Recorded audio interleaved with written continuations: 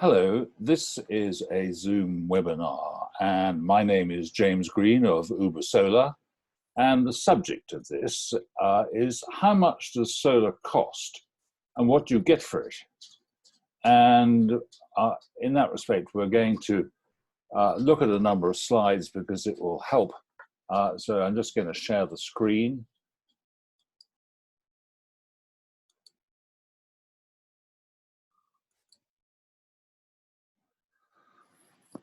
So it's all like a piece of string.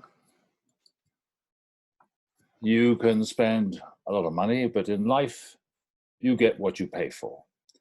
But as a guideline, solar thermal, which is solar water heating, is going to cost you somewhere from around 12,000 Rand to probably a maximum of around 50,000, unless you have an enormous system or you're a guest lodge or a hotel. Solar PV, solar electric, is going to cost you considerably more.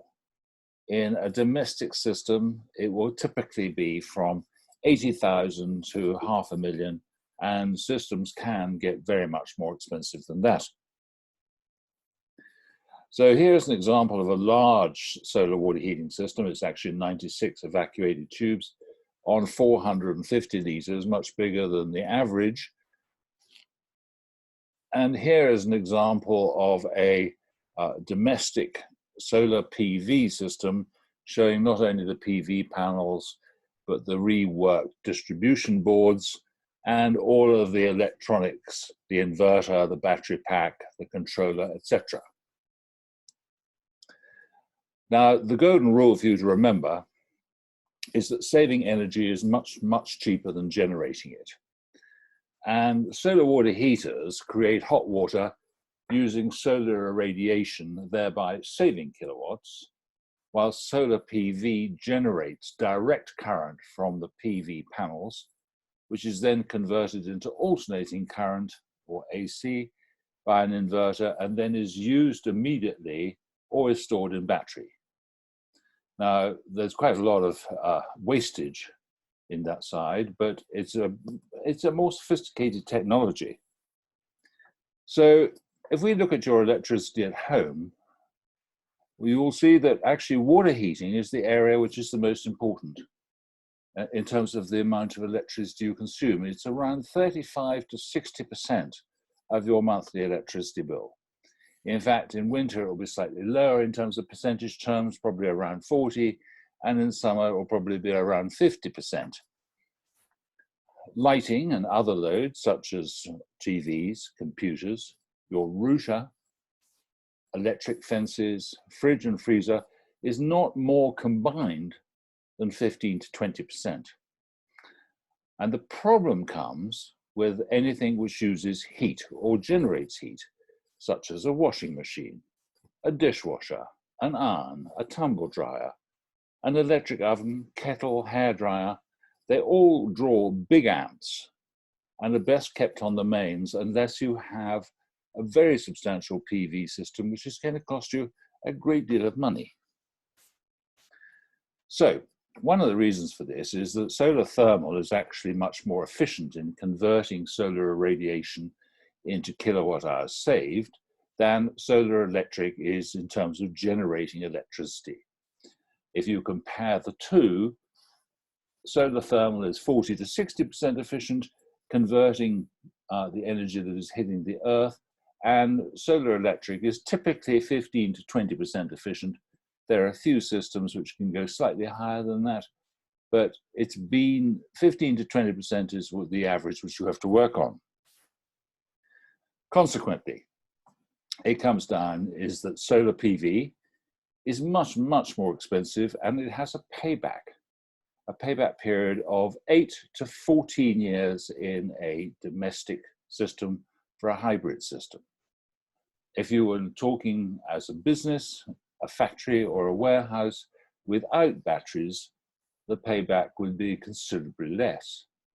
In contrast, however, and staying with a domestic home, solar water heating is much, much more affordable, and it has a payback of as little as 20 months to generally a maximum of around 3 years. So you can immediately see there's a huge difference, not only in the financial outlay, but in terms of your investment returns, getting your money back. So the reality is that solar water heating is an essential financial investment. In fact, it's a no-brainer, particularly as the price of electricity is going up. Solar electric domestic is a lifestyle investment, in my opinion. It's great, but you need to have the spare cash to invest. So how do we determine the performance? And this is what you get for your investment. On solar water heaters, you need to determine what the output is of the system in kilowatt hours per day. Now, that's going to be quite difficult to get from a lot of people because they won't tell you. But every system has been tested by the SABS, and there are formulas which are in another video. But the reality is they should be able to tell you the number of kilowatt hour energy units you're likely to get, and do not accept lots and lots. It's not acceptable. And if you have the kilowatt hours, you can then work out the amount of hot water that you're going to receive. Typically, for every kilowatt hour of every single kilowatt hour of energy, you will get 36 liters at the shower head for every kilowatt hour produced. And from that, you can work out all of the different permutations of the size that you need, etc., which is covered in a different webinar. Financial performance, again, is quite easy to work out if you have the output daily in deemed kilowatt hour energy units. If you multiply that by the cost of the kilowatt hour, you will achieve your daily round savings. And having got the daily round savings, you can then work out the payback, the cost of the installed unit divided by the daily savings.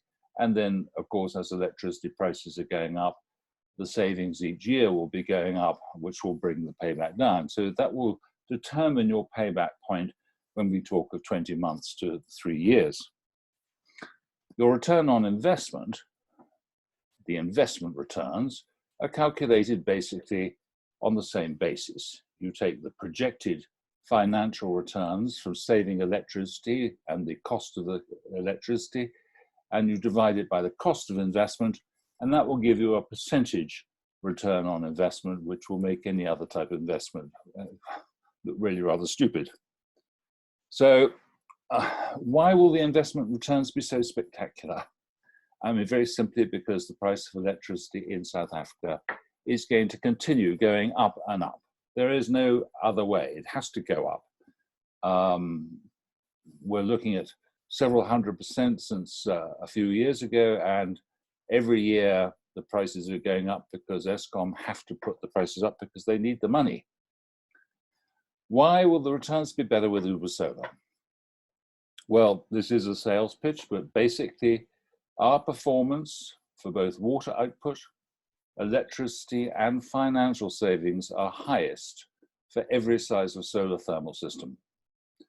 And we go as far as saying that if you can find a solar thermal system at a lower price that equals our performance, we will pay you the difference. And we know that you won't, because there are reasons why we can be so sure, and that is because our technology has been developed over an 11-year period, and it's simpler, and it's cheaper to build, and it has a higher output.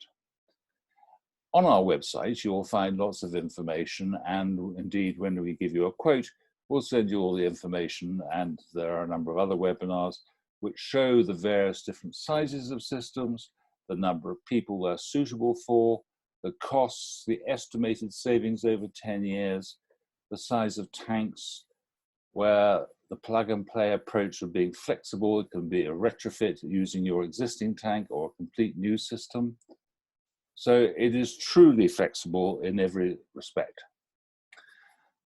When people ask me, what does solar cost? It's really almost an impossible, it's like saying, how long is a piece of string? But whatever you do, solar should never be bought on price alone. What matters, as well as your budget, is what you're going to get for it. So I urge you, wherever you go, whether you talk to me or somebody else, you must do your research. Now, the next steps are typically to get a quote or call us on WhatsApp, visit our website and email us, or watch another video. And I'd like to thank you for listening to this introduction to solar. I know that everybody wants a cost, but I cannot stress strongly enough how important it is to know what you're buying. And thank you very much. And we look forward